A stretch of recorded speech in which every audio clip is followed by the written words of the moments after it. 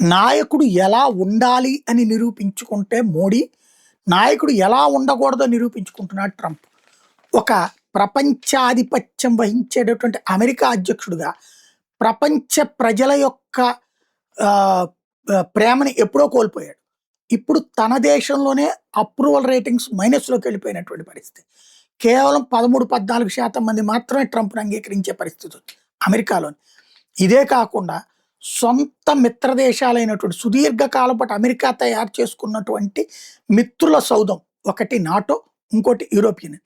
వాళ్ళందరి చేత చీత్కారాలకు గురవుతూ ఒంటరి వాడయ్యాడు. అలాగే తన నమ్మిన గల్ఫ్ దేశాలను నట్టేట ముంచి ఇరాన్‌కి బలి చేస్తూ చివరికి తను నాయకుడిగా ఇట్టాంటి వాడిని నమ్ముకుంటే నాశనం అవుతామని గల్ఫ్ దేశాలు రేపొద్దున వేరే దేశాలు నమ్ముకోవాల్సిన పరిస్థితి తెచ్చాడు. అటు చేసి ఇటు చేసి రేపొద్దున ఇజ్రాయెల్‌నో, రష్యాను నమ్ముకుంటే ఏదో ఒక దేశం వైపుకి వెళ్తాయేమో తెలీదు. ఆ స్థితికి దిగజార్చాడు. అదే సందర్భంలో ప్రపంచం నెత్తిన అనుకోని పెంట తెచ్చిపెట్టాడు. ఇప్పటికే అహంకారపూరితమైనటువంటి ధోరణితో డిపోర్టేషన్ల పేరుతో తన దేశాన్ని నాశనం చేస్తున్నాడు, ప్రపంచాన్ని నాశనం చేస్తున్నాడు. ఇదే సందర్భంలో ఇప్పుడేం చేస్తున్నాడు?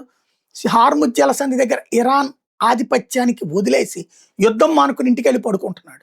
పైపైన యుద్ధాలు చేస్తుంది, ఇజ్రాయెల్ మ్యాక్సిమం చేస్తుంది, అమెరికా పేరుతో నాశనం చేస్తుంది ఇజ్రాయెల్ తన అవసరం కోసం. ట్రంప్ నాకేం సంబంధం లేదన్నట్టు కూర్చుంటున్నాడు. పర్యవసానం హార్ముజ్ జలసంధి దగ్గర ఒక్కొక్క షిప్ నుంచి 19 కోట్లు. సర్వనాశనం అవుతుంది ప్రపంచం. ఆర్థిక సంక్షోభంలో కూరుకుపోతుంది ప్రపంచం. ప్రపంచానికి ఎట్లాంటి దరిద్రుడు నాయకుడు అయ్యాడే అనేటటువంటి బాధని కల్పిస్తున్నాడు అనమాట.